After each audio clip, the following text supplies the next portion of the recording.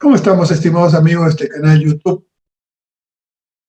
La crisis política en el Perú, para ser honestos, no empezó con el presidente Castillo tomando el poder en elecciones democráticas.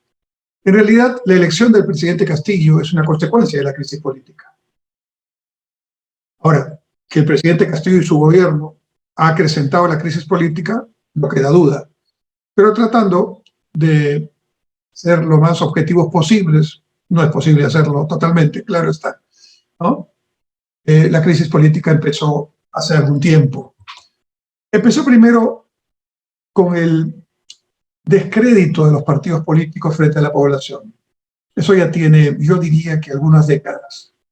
Los partidos políticos han perdido su protagonismo en el escenario político que tuvieron, por ejemplo, en la primera mitad del siglo XX con toda claridad y además con nuevas ideas, métodos renovados. Algunos partidos políticos, como el APRA, sin duda, el Partido Aprista Peruano, tuvieron incluso influencia internacional, mundial, más allá de los límites del Perú. La generación del 900, de principios del siglo XX, influyó no solamente en la política, en la educación, en las artes, en la tecnología. Fueron unas décadas de un renacimiento de todo orden de cosas en el Perú, muy fructífero, y cuyos resultados y cuyas consecuencias positivas, muchas de ellas, tuvieron todo un impacto a lo largo del siglo XX. Sin embargo, ya hacia fines del siglo XX y sobre todo en las primeras décadas del XXI, como producto también de una crisis que no solamente ocurre en el Perú, sino en todo el mundo, las tecnologías de información y comunicación, las redes sociales, las plataformas que usa todo el mundo ya hacen que no se necesite al político como intermediario, que nos represente para intermediar entre nosotros y el poder no. Nosotros actuamos directamente cuando queremos hablar, lo hacemos en las redes sociales, ponemos un video en Instagram, ponemos un video en TikTok o una nota rápida en Twitter, o comentamos lo que querramos comentar en Facebook o incluso en YouTube y otras plataformas. Entonces, eso ya fue una revolución, impactó sin duda en la manera de hacer política. Los políticos de este tiempo, del siglo XXI, tienen que ser políticos que tengan auténtica representatividad y coherencia entre lo que quiere la población que los elige y lo que ellos pueden hacer.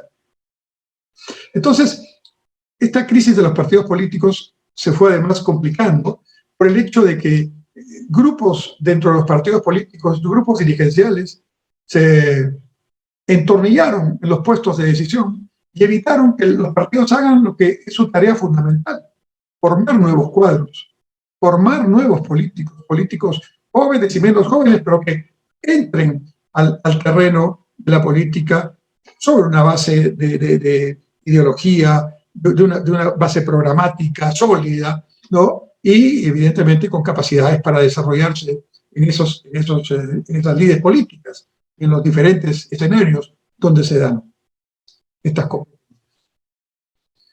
Los partidos dejaron de ser el partido de escuela, los partidos dejaron de conectarse con la gente todos los días del año, y solamente sin nueva agenda, sin nuevos líderes y solamente participando en elecciones cada 4 o 5 años y activándose un poco antes de las elecciones, los partidos se han ido alejando de la gente ha ido decepcionándose de los partidos al ver que ya no los representan adecuadamente, y los jóvenes, que por ejemplo en el Perú, menores de 40 años, son casi ya cerca del 50% de los que van a votar en las elecciones, ¿no? Los jóvenes, pues no, están totalmente alejados, nacieron ya con ese problema y no le dan credibilidad ni respetan a los liderazgos políticos, no se ven representados allí. Entonces, esta crisis no es de ahora, es verdad. Pero las cifras en Perú son, digamos, muy concretas. En los últimos 6 años, en el Perú ha habido 5 presidentes de la República, casi un presidente por año, ¿no? Ha habido 3 congresos de la República, casi un congreso cada 2 años, y innumerables ministros y gabinetes plenos, algunos censurados individualmente o en conjunto, algunos presidentes vacados, otros obligados a renunciar, acusaciones de corrupción de todo tipo. Y esto es como, digamos, se fue generando ya una crisis total, yo diría, en el sistema político en el Perú. Y eso llevó a que en la primera vuelta electoral, en abril del año 2021, el gran ganador de la primera vuelta, con casi 48% del total de los ciudadanos hábiles de votar, 48%, no fue a votar o votó en blanco y viciado. Y entre los dos candidatos que salieron, uno y dos, Pedro Castillo y la señora Fujimori, lograron 18% del total del electorado. 48, ausencia, voto viciado, voto blanco. 18, Castillo y Fujimori juntos. Eso son cifras dramáticas, ¿no? Implican la desconfianza, la anomia, el desinterés. Y eso nos ha llevado a que en medio de semejante situación que estoy comentando con ustedes, un pequeño partido de izquierda radical que no, por propia versión de ellos, no tenían ni idea de que podían ganar las elecciones, tal vez ocupar algunos puestos en el Congreso, terminaron en el gobierno, poniendo al presidente Castillo legítimamente en una elección democrática, en una segunda vuelta, donde claramente el voto a la señora Fujimori le dio ventaja a Castillo, y claramente Castillo fue presidente. Ahora, 10 meses de gobierno del presidente Castillo, ¿no? 4 gabinetes y más de 40 ministros. En algunos ministerios importantes, por ejemplo, como el Ministerio del Interior, 5 ministros en 10 meses, casi un ministro cada 2 meses. En Agricultura, 4 ministros. En Energía y Minas, 5 ministros. En Transportes, 3 ministros. En Educación también. En Salud. Por experiencia, por haber sido 3 veces ministro de Estado, te puedo decir lo siguiente. Cuando uno llega el primer día de la función de un ministro de Estado ya en funciones, se acaba todo lo que pensaba que podía hacer. Inmediatamente, si no está preparado y no tiene un plan claro y un equipo bueno que lo apoye, el día a día lo gana a ese ministro, a esa ministra.